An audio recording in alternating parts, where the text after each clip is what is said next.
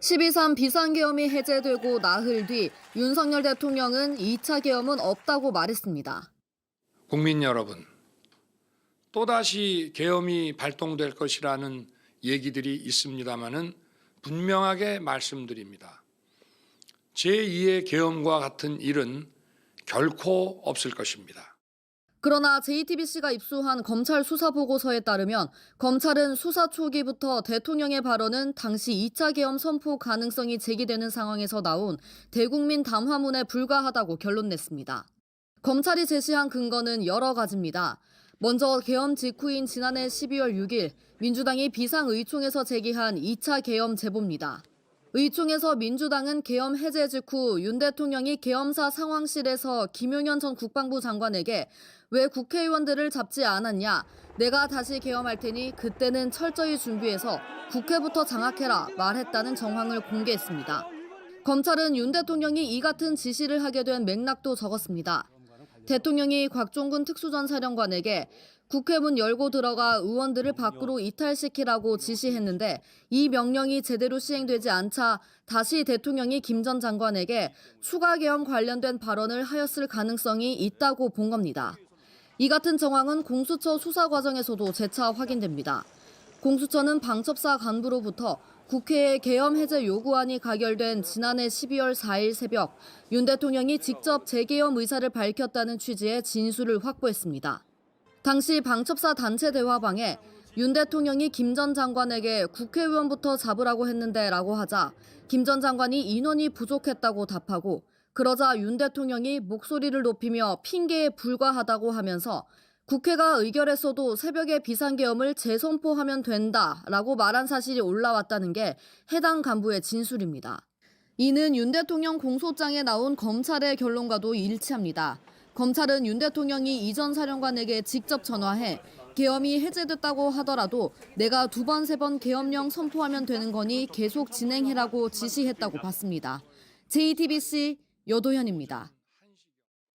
윤 대통령 탄핵 심판 선고가 벌써 몇 주째 오늘 내일 하면서 선고 이후를 걱정하는 목소리도 커지고 있습니다. 선고 결과에 따라 달라질 수 있는 상황을 법조팀 박병현 기자와 하나씩 따져보겠습니다. 자, 박 기자, 우선 어떤 결과가 나올지 가장 궁금한데 전직 헌법재판관 또 헌법학자들한테 물어봤다고요?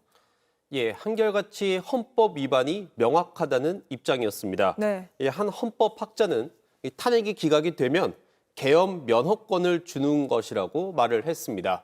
전직 헌법재판관은 헌법기관 자체를 무력화하려고 했던 시도 그 자체가 헌법 위반이라며 일반적인 법률가라면 탄핵 기각 논리가 가능할 수 없다고 일축했습니다. 네. 헌법기관인 국회나 중앙선관위의 계엄군이 투입돼 점거를 시도하려 한 자체가 헌법 위반이라는 겁니다.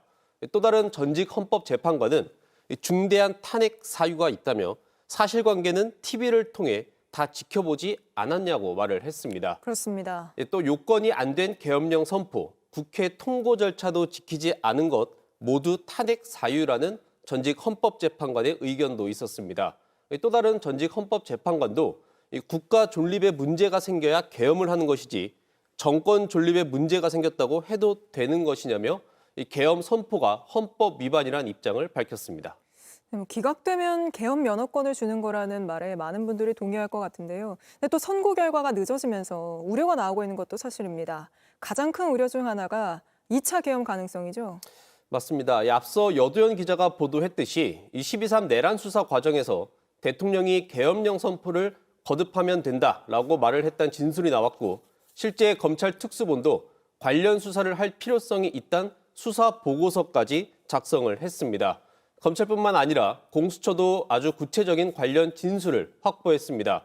윤석열 대통령의 공소장엔 2번, 3번 계엄을 하면 된다는 대통령의 말이 적시돼 있습니다. 윤 대통령은 탄핵 심판 변론 과정에서 국회와 언론의 반감을 드러내기도 했습니다. 대한민국에서 국회와 언론은 대통령보다 훨씬 강한 초갑입니다. 정치인과 법관 명단이 적힌 체포조 명단도 공개가 됐고 실제 군과 경찰이 체포조를 운영한 사실도 드러난 상태입니다. 대통령의 직무 복귀가 실제적인 위험이 될 수도 있는 겁니다. 탄핵 심판과 별개로 내란죄 형사재판은 이제 시작이잖아요. 이 재판은 직무에 만약에 설사 복귀를 한다 하더라도 받아야 하는 거죠? 맞습니다. 그렇게 되면 사상 처음으로 현직 대통령이 형사 재판을 받는 모습이 연출됩니다. 2주에 3번 가까이 재판에 출석을 해야 하는데 정상적인 국정 운영은 사실상 힘들다고 봐야 합니다.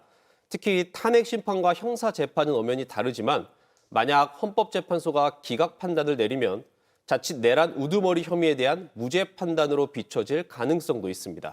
알겠습니다. 박병현 기자와 오늘은 여기까지 짚어보도록 하겠습니다. 윤 대통령은 자신이 복귀하면 또 계엄을 선포할 거란 주장은 터무니없다고도 주장했습니다. 하지만 이 발언 역시 대통령이 자신이 2번, 3번 계엄 선포하면 되는 거니까 계속 진행하라고 지시했다는 수사 결과와도 배치되는 주장입니다. 임예은 기자입니다. 최후 진술에 나선 윤석열 대통령은 직무 복귀를 하더라도 2차 계엄은 없을 거라 말했습니다. 제가 직무에 복귀하게 되면 나중에 또다시 계엄을 선포할 것이라는 터무니없는 얘기도 있습니다. 비상계엄의 목적을 이미 이뤘다는 게 이유였습니다. 이미 많은 국민과 청년들께서 나라의 상황을 직시하고 나라 지키기에 나서고 계신데 그런 일을 또 할 이유가 있겠습니까? 야당을 향한 경고형 계엄, 계엄의 형식을 빌린 대국민 호소였던 주장을 끝까지 이어간 겁니다. 국회가 그만두라 한다고 바로 병력을 철수하고 그만두는 그런 내란을 보셨습니까? 12.3 계엄 선포는 계엄의 형식을 빌린 대국민 호소이고 하지만 2차 계엄은 없다는 말은 앞서 수사에서 밝혀진 윤 대통령의 계엄 당시 발언뿐 아니라 탄핵 심판에서 나온 증언과도 배치됩니다. 이진우 전 수방사령관 공소장에 따르면 윤 대통령은 국회에서 계엄 해제 요구 결의안이 가결된 직후 이전 사령관에게 전화를 걸었습니다. 그리고 내가 2번, 3번 계엄령을 선포하면 되는 거니까 계속 진행하라고 지시했습니다. 윤 대통령이 결의안 가결 뒤에도 병력 철수 지시를 따로 내리지 않았다는 증언까지 나왔습니다. 대통령이나 국방부 장관으로부터 철수 지시를 받은 적이 있습니까? 철수 지시는 받지 않았고 국회 측 대리인단은 최종 변론에서 윤 대통령이 복귀한다면 제2, 제3의 비상계엄을 선포하지 않을 것이라고 누가 보장할 수 있냐고 꼬집었습니다. JTBC 임예은입니다.